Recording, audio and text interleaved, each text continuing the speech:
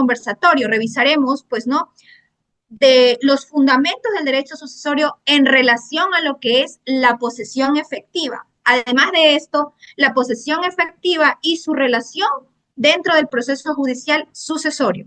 Finalmente, haremos un análisis exhaustivo de la jurisprudencia de la Corte Nacional de Justicia con lo que se refiere a la posesión efectiva. Sin más preámbulo, pues me es un honor presentarles ante ustedes al doctor Mauricio Villagrán.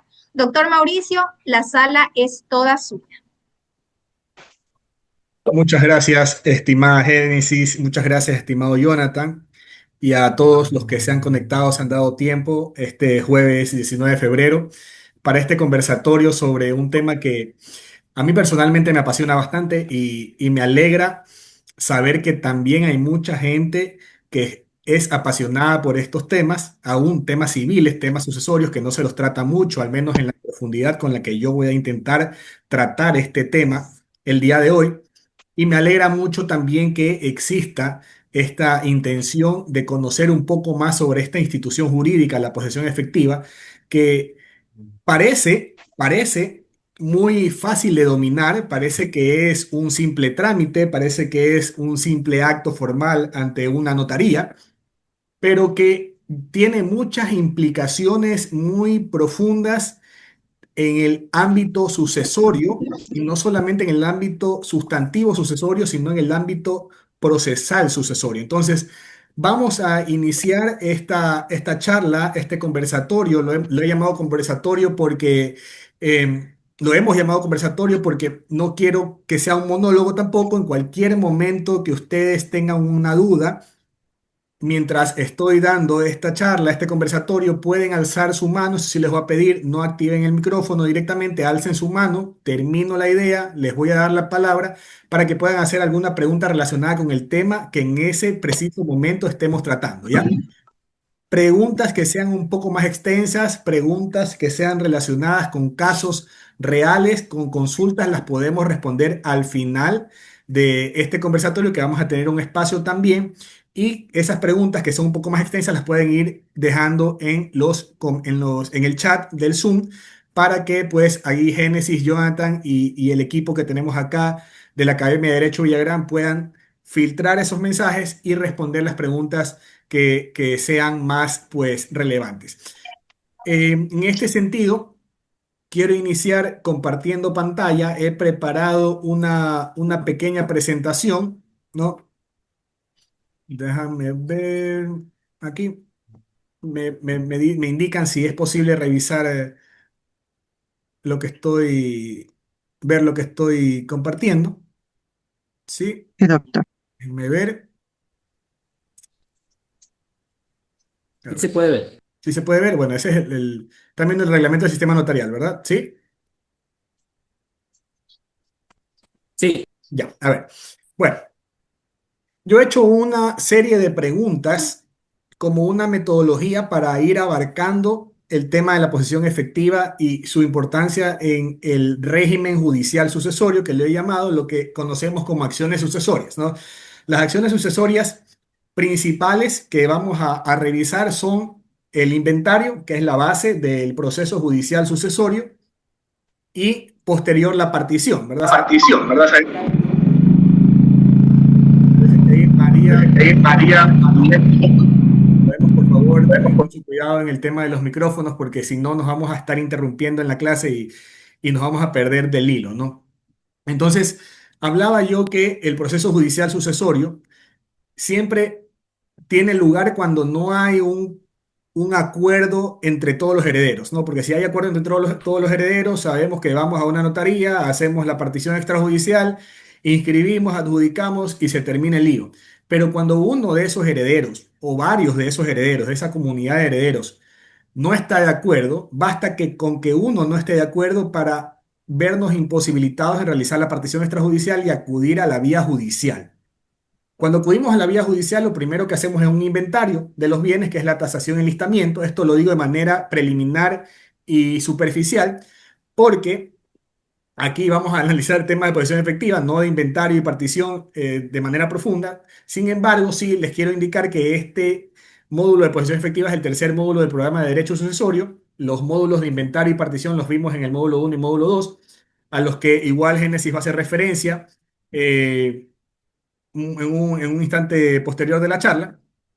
Pero sabemos, ¿no? Inventario, enlistamiento, tasación de los bienes, aprobación judicial de los bienes que se van a partir, y con esa resolución de aprobación vamos a la partición, y esos son los bienes que se van a partir entre los herederos que demuestren haber tenido derechos en la causa. Pero bien, para el inicio del proceso de inventario y de partición, tenemos una noción que es compartida de manera amplia por las autoridades judiciales y por muchos abogados en libre ejercicio. Una relación muy dependiente, como que si tú te vas me muero, te necesito. Por favor, intrigado, sí. Bien. Eh, Tenemos una noción, los abogados y las autoridades judiciales, de que para iniciar las acciones sucesorias de inventario y de partición, requerimos como habilitante sine qua non, es decir, hay muchos jueces que piden completar demanda con este habilitante y si no las archivan porque indican que no se ha demostrado la legitimación activa en las causas de inventario y partición por la falta de un documento, ¿no? Por la falta del documento que es el tema del conversatorio del día de hoy, el documento denominado posesión efectiva, ¿verdad? Conocemos que sin la posesión efectiva, lamentablemente, para mí es una mala práctica que no se puedan iniciar procesos sucesorios judiciales sin la presentación de la posesión efectiva, y además que no se puedan hacer determinados trámites administrativos sin la posesión efectiva porque tenemos una noción equivocada, una noción errada de que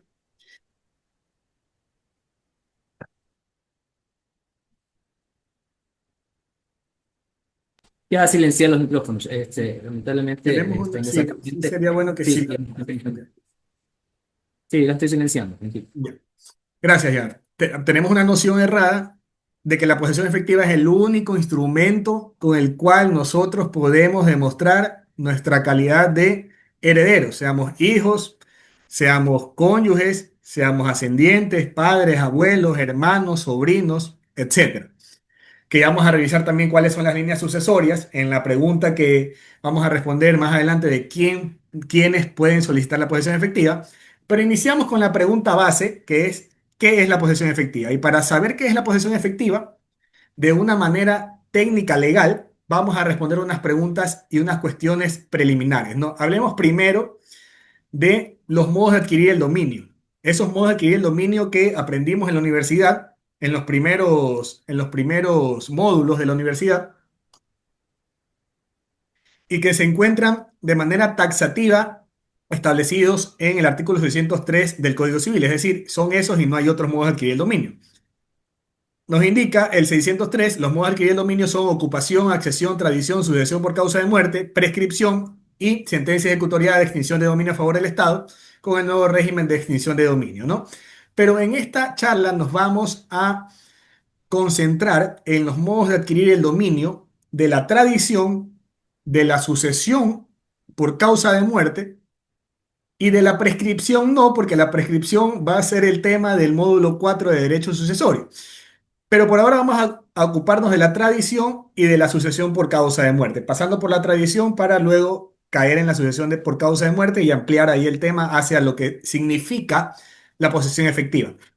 Bien, la tradición está regulada también en el Código Civil, artículo 686, nos dice que es un modo de adquirir el dominio de las cosas, ¿no? Cosas, sabemos que tenemos cosas corporales y cosas incorporales. Ya vamos a definir también qué tipo de cosas nosotros adquirimos a través de posesión efectiva y qué tipo de cosas no adquirimos a través de la posesión efectiva, pero les doy un avance. Recuerden que la posesión efectiva, nosotros solicitamos al notario que nos otorgue la posesión efectiva de los bienes pro indiviso del causante. Entonces, cuando hablamos ya de bienes pro indiviso, ya podemos un poco adelantarnos a descubrir qué tipo de cosas estamos adquiriendo o nos está otorgando el notario a través de la posesión efectiva, ¿no? Y dice que la tradición consiste en la entrega que hace el dueño de ellas, de las cosas, a otro, habiendo por una parte la facultad e intención de transferir el dominio y por otra parte la capacidad de intención de adquirirlo. Bien,